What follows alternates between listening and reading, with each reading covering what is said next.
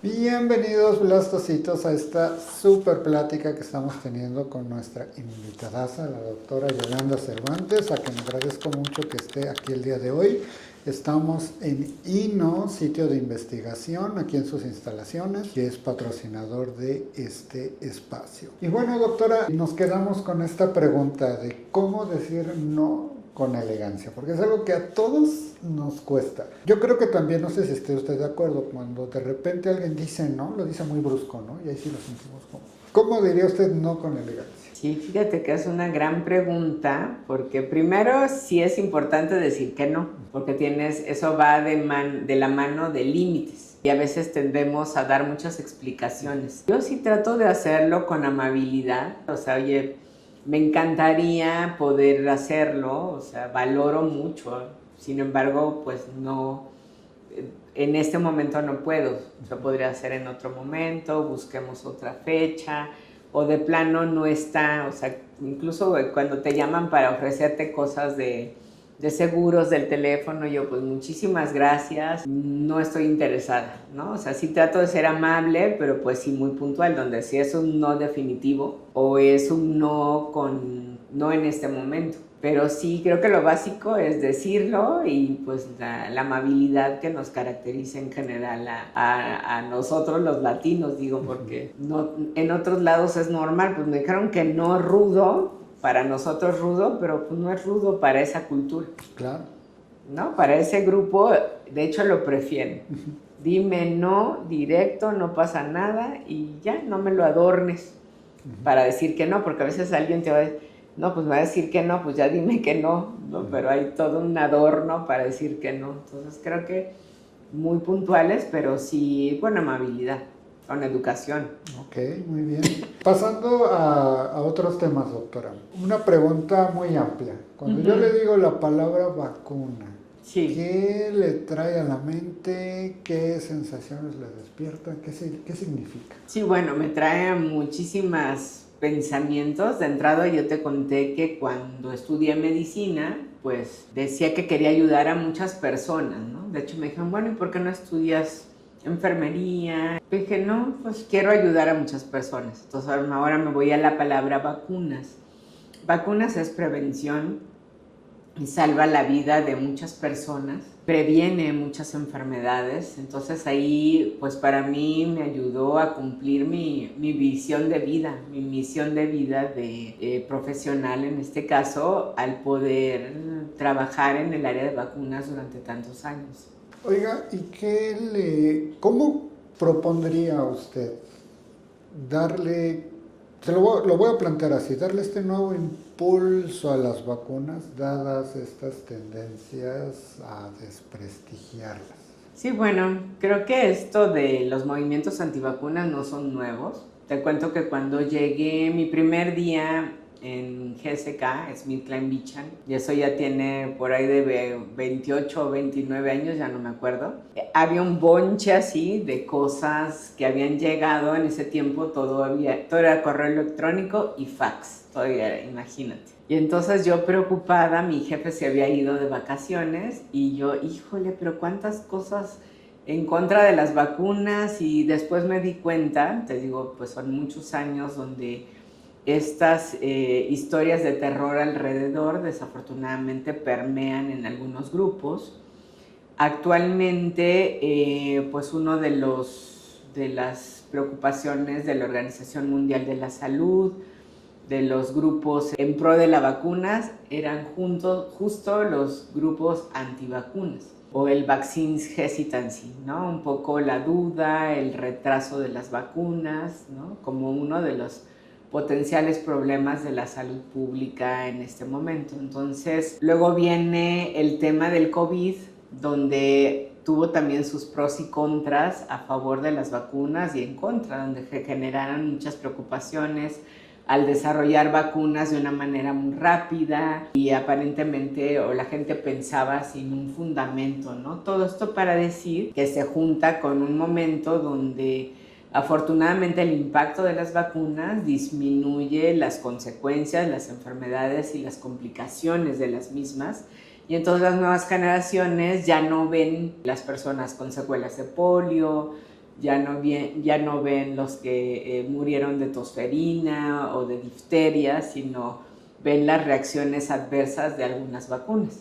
Entonces se combina todo esto para crear estos grupos antivacunas o personas que sin conocimiento pues hablan al respecto, se vuelve un poco radiopasillo o modas entre las mamás, ¿no?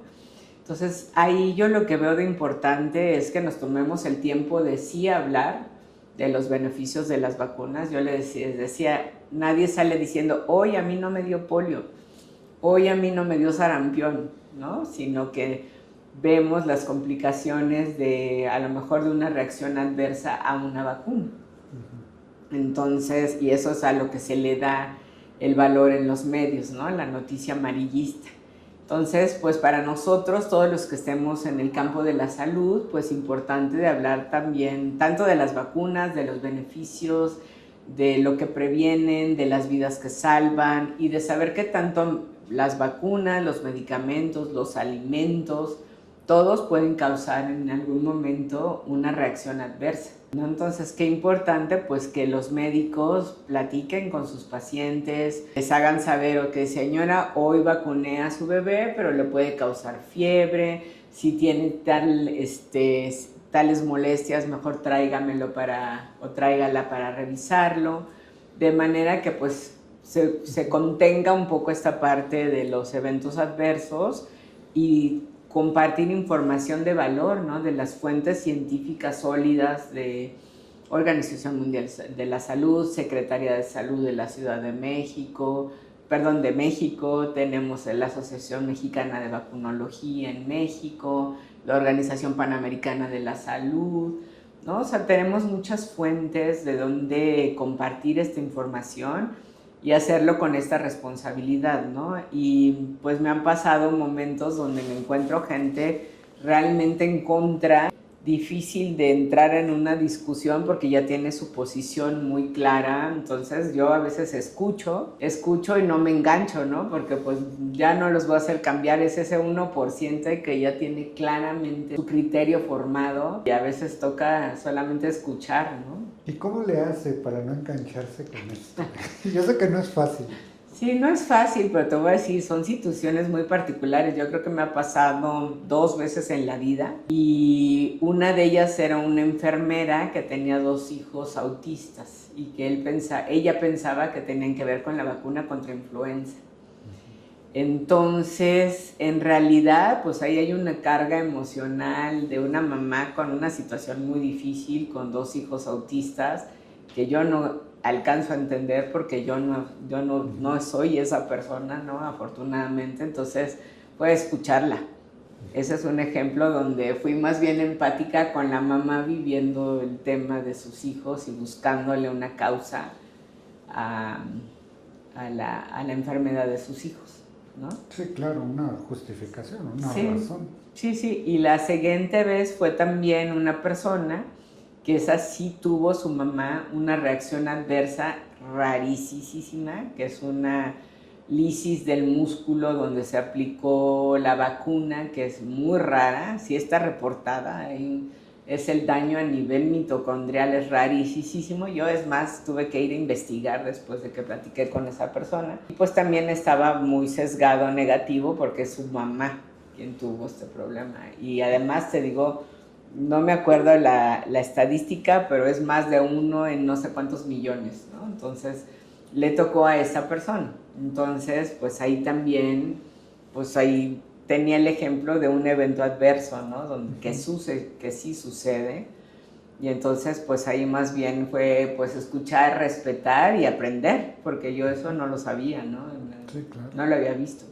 Claro. ¿Cómo ve en este momento la industria farmacéutica en México? O sea, tanto las partes positivas como las áreas de mejora. Fíjate que no, pues tengo un conocimiento general de lo que es la industria en México y mucho más conocimiento de las empresas en donde he trabajado o en la empresa que trabajé previamente y en la actual. A pesar de tantos años trabajando en la industria farmacéutica, solamente he estado en 2 empresas. ¿no? Una donde estuve casi 27 años y en la actual que llevo un año, ¿no? Entonces, yo lo que veo de la industria en general, siempre creo que es una industria que da muchas oportunidades de desarrollo. Generalmente, pues hay una buena posibilidad de crecimiento, de aprender, de los que quieren quedarse en México, irse a otro país, deciden hacer su carrera, buscar un desarrollo hacia Londres, hacia Bélgica, ¿no? En el caso de GSK, que es donde estaba previamente, que es una muy buena oportunidad. Se hablan de estos temas, desarrollo, liderazgo, trabajo en equipo, se aprenden muchas cosas bonitas. Creo que también está en un momento difícil donde pues se conjuntan también cambios a nivel de pérdida de patentes, donde las empresas están, o incluso los países, están yendo más a la compra de genéricos, donde la innovación no necesariamente pues puede llegar a todos lados, ¿no?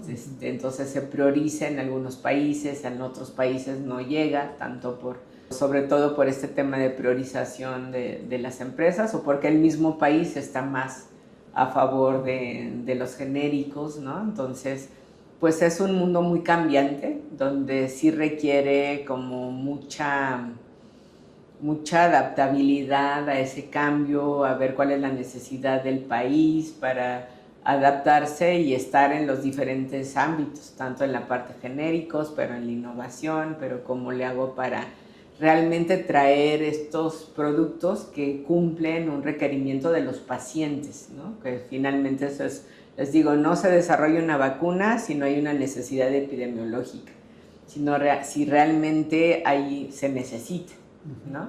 Lo mismo pasa con un medicamento y esto, entonces en general la veo cambiante. Creo que hubo etapas de lo que la gente le llama como la época de oro, que es a mí ya, creo que ya no me tocó tanto, yo llegué más donde la industria es una industria muy regulada, es algo que mucha gente no sabe, ¿no? Entonces, se piensa que se puede hacer todo y al menos en las empresas que son pues formales y serias como las que yo he tenido la oportunidad de trabajar, pues las cosas tienen que hacerse de acuerdo a un governance, con un compliance. Los estudios de investigación clínica pasan todos los filtros desde el desarrollo del estudio, las aprobaciones de los comités de ética de investigación, la aprobación de la COFEPRIS, el cumplimiento de las ICHs, o sea, hay todo lo que a veces desde fuera no se sabe, ¿no? Yo cuando llegué dije, uy, es una industria muy regulada, ¿no? Entonces, eso pues no se sabe, pero así es, ¿no? Entonces, en industria regulada, en un mundo cambiante, con necesidades distintas, donde la innovación no siempre tiene entrada en el momento en que se quisiera, o varía mucho, depende del nivel del país, social y económico del país. Yo creo que son muchas variantes. Es un mundo, a mí me encanta trabajar en la industria, he sido muy feliz, sigo siendo muy feliz, pero sí veo estos cambios. Y justo, poniendo esto en perspectiva hacia el futuro, ¿qué tanto, digo, yo sé que en este momento yo creo que nadie podría responder esta pregunta certeramente, ¿no? Pero ¿qué tanto considera usted que va a cambiar a la industria la inteligencia artificial? ¿Cómo lo visualiza en los próximos años? Gracias, Dante. Bueno, y un poco para entender eso, el año pasado tuve la oportunidad de hacer el diplomado de inteligencia artificial en salud que organizó FunSalud y la UNAM. Fui también la primera generación de ese diplomado y pues eso para mí era importante entender porque las generaciones actuales ya nacen con la inteligencia artificial, pero en el caso mío pues en realidad es entender de qué se trata, ¿no? Lo que sí vi es que ya estamos viviendo, ya es parte del día a día en todo, incluso en la investigación clínica, la inteligencia artificial. Cada vez hay más la posibilidad de hacer estos estudios clínicos con gemelos digitales, ¿no? Donde son los mismos datos, se mete la información, se simulan son modelos simulados, ¿no? Por inteligencia artificial para el desarrollo de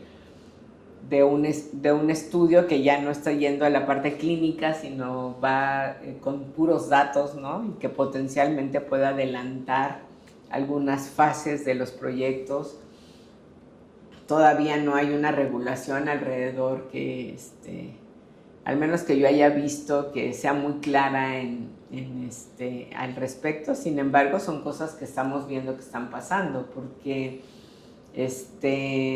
pues ya la inteligencia artificial, te decía, ya es parte de lo nuestro, y de que está cambiando, no va a cambiar, está cambiando todo, inclusive la parte de investigación clínica, ¿no? En este diplomado que te cuento de Funsalud y de la UNAM, pues había un equipo que a mí en ese no me tocó, que estaba encargado de cómo tendría que estar la regulación en México para incluir la inteligencia artificial dentro de lo que se está haciendo para llegar más pronto a tener estas innovaciones. Claro, y aparte me imagino que debe ser todo un reto regular algo que ni siquiera sabes cómo va a influir, ¿no? Y ya no digamos en la próxima década, o sea, en 10 meses. Sí. El otro día, dentro de este diplomado que te digo que acabé la semana pasada, la profesora decía, ella nos estaba hablando en ese momento de todo lo que son las herramientas de inteligencia artificial tipo ChatGPT, Gemini, etc. Y decía, a veces me ha pasado que me subo al avión, me bajo y ya cambió, ya ChatGPT tiene algo nuevo. Ya incluyó, por ejemplo, Project, ¿no? Entonces ya puedes hacer tus proyectos en ChatGPT. O ya tiene la plataforma para usarlo web. O sea, cosas que no pasaban y que dicen, me subí al avión, me bajé y ya cambió. Entonces esto va muy rápido. Sí, es de vértigo. ¿Y usted qué IA prefiere? ¿Qué IA Yo sigo, mira, ya me tomé mi diplomado y todo, ya entendí que hay un montón, y yo sigo con mi ChatGPT, y que además ChatGPT cada vez se renueva más. Te digo, entonces yo uso más ChatGPT, y a nivel corporativo utilizamos Copilot.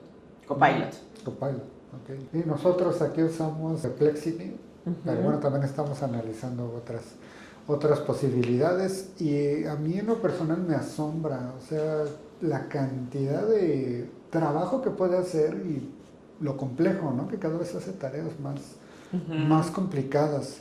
Oiga, doctora, ¿y usted recomendaría, o sea, yo por ejemplo estoy viendo esta entrevista, estoy trabajando en X posición, ¿tendría yo que aprender inteligencia artificial? ¿O como que todavía...? No, yo digo que esto ya tendríamos que haberlo aprendido ayer, porque sí, es algo que ya está incorporado, que sí te hace una diferencia, tanto como profesional, como ya en las funciones de cada empresa, ¿no? Entonces las empresas ya usan inteligencia artificial.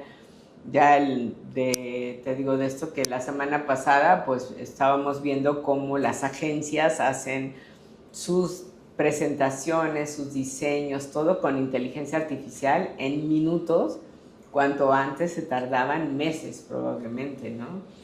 Entonces, si no lo vas a hacer tú, cuando menos es importante que sepas, ¿no? Para entonces saber qué pedir, qué no pedir, en qué confiar, en qué no confiar, ¿no? También platicando con mis hijos, están en sus 20 bajitos, y entonces me dicen, mamá, pero es que tampoco hay que usar tanta inteligencia artificial, porque entonces vamos a dejar de razonar. Y eso también es algo, la inteligencia artificial no nos va a reemplazar, pero esta parte que hay que mantener un criterio, que hay que mantener realmente un saber qué quieres, para saber qué le vas a pedir a tu inteligencia artificial.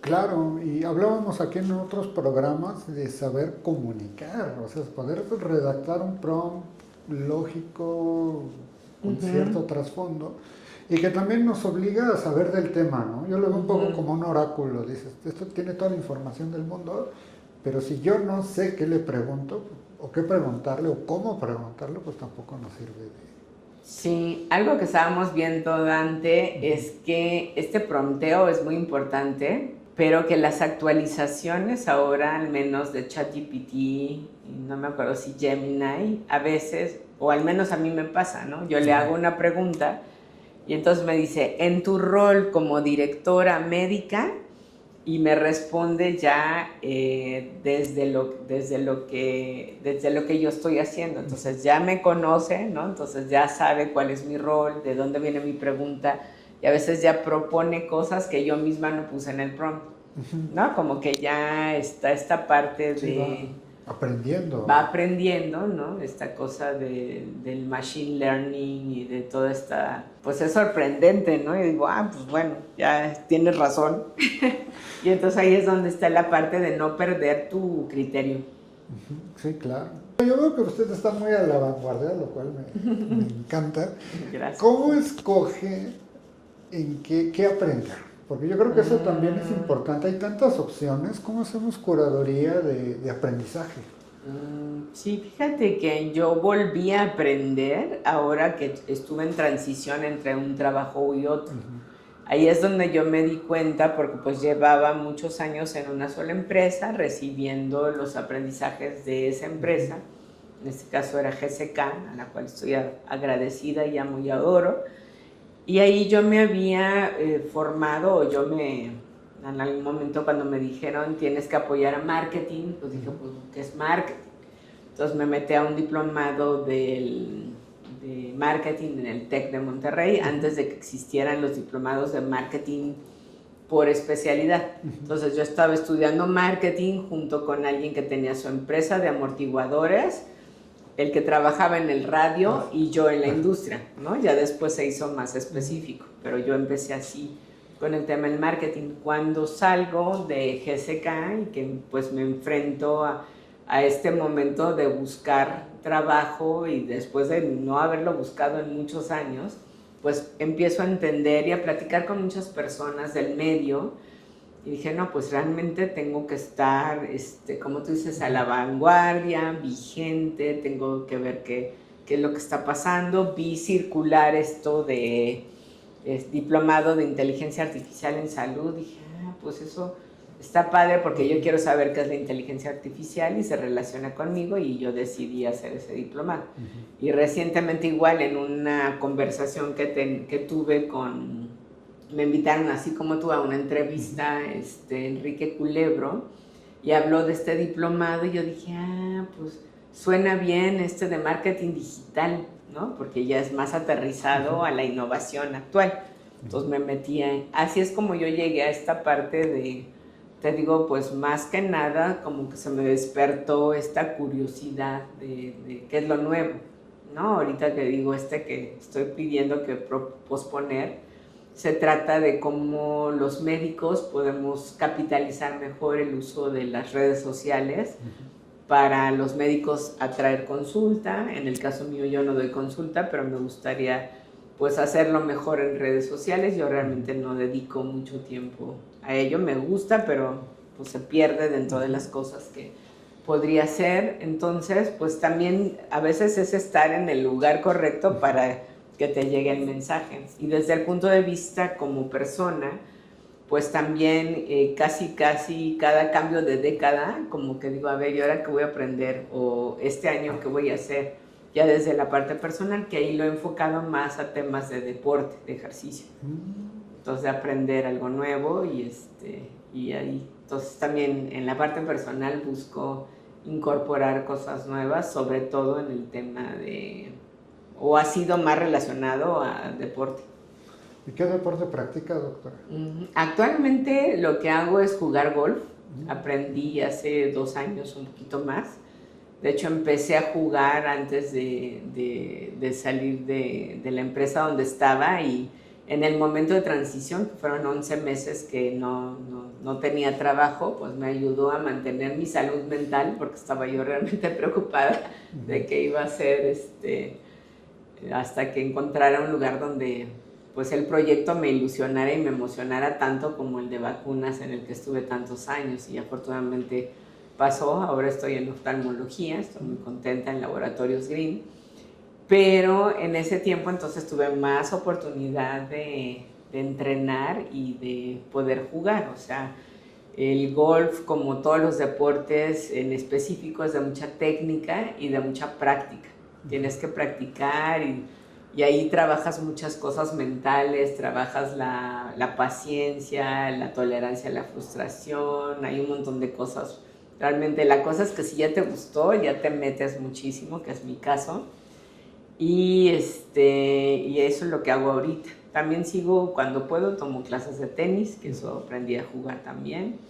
Voy al gimnasio, hago elíptica, camino, o sea, trato de moverme. Híjole, ya me hizo sentir sedentaria, doctora. Yo me sentía mucho porque iba a correr y hacer remo. No, sí, es muy bueno, sí. Oh, muy bien. Oiga, doctora, y para ir cerrando, ¿qué legado le gustaría dejar en la industria? Uy, es una pregunta que, bueno, creo que es aspiracional, ¿no? Pero yo quisiera que realmente, primero, lo que hemos hecho en la parte de investigación y desarrollo, y ahí siempre hablo en plural porque nadie hace solo las cosas. Yo creo que he tenido la fortuna de tener grandes equipos, personas que hemos trabajado juntos, tanto en la parte médica como en la parte de operaciones clínicas, y que realmente pues las vacunas en este momento se están utilizando, ¿no? Yo siempre me gusta recordar el desarrollo de la vacuna contra rotavirus, porque esa rompió muchos paradigmas para México, para la investigación clínica en vacunas en nuestro país. En el pasado, los desarrollos de vacunas, se acordarán, pues venían de otros países y tardaban una nueva vacuna para llegar a nuestra región y a nuestro país 10 a 15 años. En el caso nuestro, al hacer el desarrollo de esta vacuna en Latinoamérica, de la vacuna contra rotavirus, en México haber reclutado más de 13,000 niños en un periodo de 6 meses, seguir los 2 años, publicar en el New England Journal of Medicine, introducir la vacuna en el programa de vacunación universal de México y otros países, y que se cayera la mortalidad por diarrea en niños menores de 5 años en más del 50% gracias a la vacunación. Pues eso a mí me llena mucho de orgullo, y te digo, no es nada más somos nosotros industria, son los investigadores que fueron parte clave, los equipos de los investigadores, ¿no? Entonces creo que hay esta parte de pues haber impulsado el que el nivel de investigación que hacemos en nuestro país y en la región pues se haya visto o sea parte de un desarrollo global. Fue primordialmente en la región. Entonces eso, y después pues vinieron otras empresas, otras vacunas a tratar de seguir este mismo modelo, y al final esto impacta a las personas, ¿no? A los pacientes, a que nos llegue antes la innovación, a que se enfermen menos, que se mueran menos por las enfermedades que nosotros estamos previniendo en el tema de vacunas. Y ahora que estoy en salud visual, pues valoro mucho también poder ver, ¿no? Uno nunca se da cuenta de lo básico. O sea, puedo ver, y todas las cosas que podemos hacer en prevención, en cuidado de nuestra vista, ¿no? Desde antes de nacer, desde el momento del nacimiento, los prematuros, cómo le hacemos para que no haya además retinopatía del prematuro y se queden niños ciegos y vivieron pero están ciegos de por vida, o la prevención del glaucoma, ¿no? Como algunos, por darte ejemplos. Entonces finalmente tiene que ver con prevención y con ayudar realmente a que pues nos demos cuenta de que sí se pueden hacer cosas pues con mucha calidad, y que cumplan las necesidades no solo de México sino del mundo, también en nuestro país. Perfecto, doctora. Pues bueno, no me queda mucho más que agradecerle de verdad, y muchísimas gracias por estar aquí, por tomarse el tiempo de venir a esta entrevista.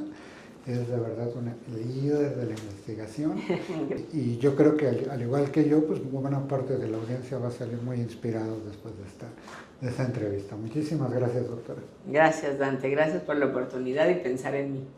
Cuídense, blastocitos. Chao.